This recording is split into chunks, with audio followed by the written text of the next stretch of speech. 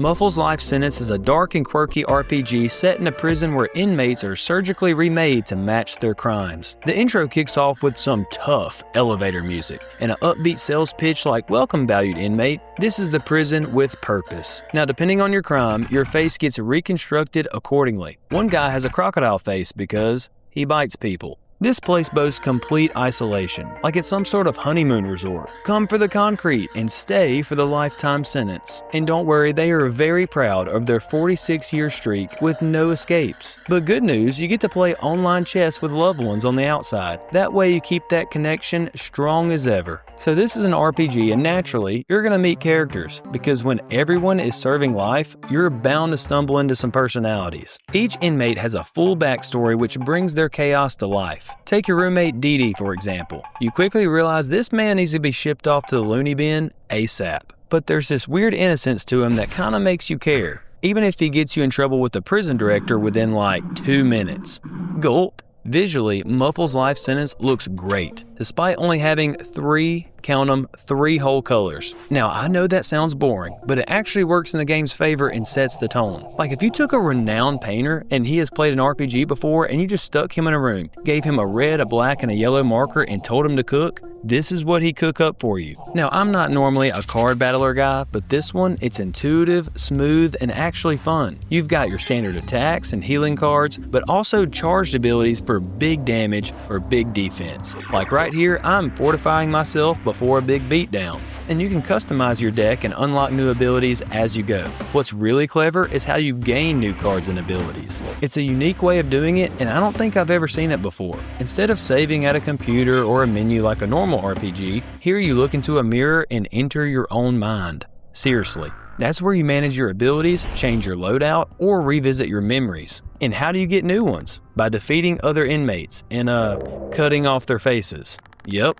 Then you steal their memories, internalize their trauma, and upgrade your deck. Classic RPG mechanics with a touch of face stealing. And it's actually kind of brilliant. You're not picking up loot, you're collecting pieces of people. Now, I admit it's the same RPG goal in mind, but it takes a completely different route getting there. The mirror as a menu is such a unique touch. And you know how you can find random chests in an RPG on the side of a map or in a cave or something? Well, if you look into all the crevices of this prison, you cannot find a new plate of armor for your health, but steroids. And to help your brain space, which means your deck building capacity, you can find drugs to help your brain function. Peak prison efficiency. The prison is full of hilarious little world-building details. Suspicious furniture, guards you can bribe, insider politics to wade through as you conspire against Susan, the prison director. And the daily schedule lets you roam to the mess hall, library, lookout points, and more, each spot with tons of personality. You'll also hear a legend about secret underground tunnels under the prison, which you know only means it's a matter of time before you figure out a way down there. And once you're in a tunnel, the game zooms into your character so you can only see a short distance around you, which emulates not being able to see in a dark tunnel, which gives you claustrophobia in a two-dimensional way. And you can see my hesitation here because I just knew I was about to run into a deranged inmate who was about to leap out and offer me an unsolicited face swap. Oh, and be sure to check every nook and cranny because there are plenty of hidden items and passageways and contraband that will help you on your journey. So you might be wondering, well, you told us that changing your face is what they do to fit your crime, so what about Muffles' face? They gave him an ugly minimalistic design, but the main thing is your mouth is sewn shut,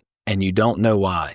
Hence the name, Muffles, because that's all you can get out. And now every time you interact with an inmate, sometimes they can understand you and sometimes they can't. And I'm not real sure how some even get what I'm saying, but I guess it's some kind of crazy felon-to-felon telepathy thing going on. And I forget that my mouth is sewn shut every single time. And I don't want to say that in a frustrating way because the interaction continues to flow forward, but it adds to the comedy of the game. Like an inmate can tell me something really useful or reveal some shocking information, or maybe even question me about who I am and my intentions, and in my mind, I'm thinking, oh, I got a lot to say, buddy. Just for it to be my turn to speak, and I sound something like this.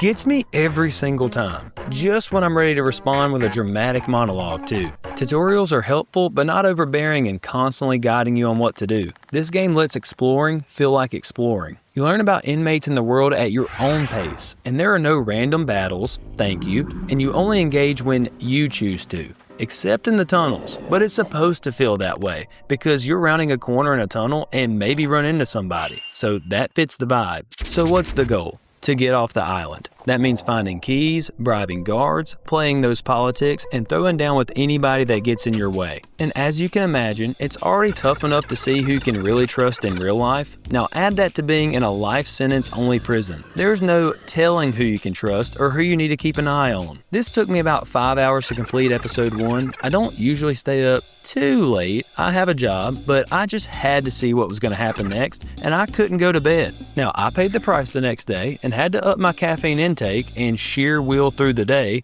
but it was worth it. The tone, the premise, writing, the personalities, and different mechanics like going into your own mind through a mirror, Muffles Life Sentence really stood out. And listen, episode 1 is free. Free. $0. You have no excuse not to check this one out. Episode 2 is already out and episode 3 is on the way. I usually don't spend money on DLCs or follow-ups, I'm just not that kind of guy, but this one, yeah, I'm gonna check out $3 for more face-swapping, prison-breaking, mind-diving fun. Plus, they left on a cliffhanger and I have to see what happens next. Justice for Muffles! So, would a mediocre gamer like Muffles Life Sentence? The answer is yes.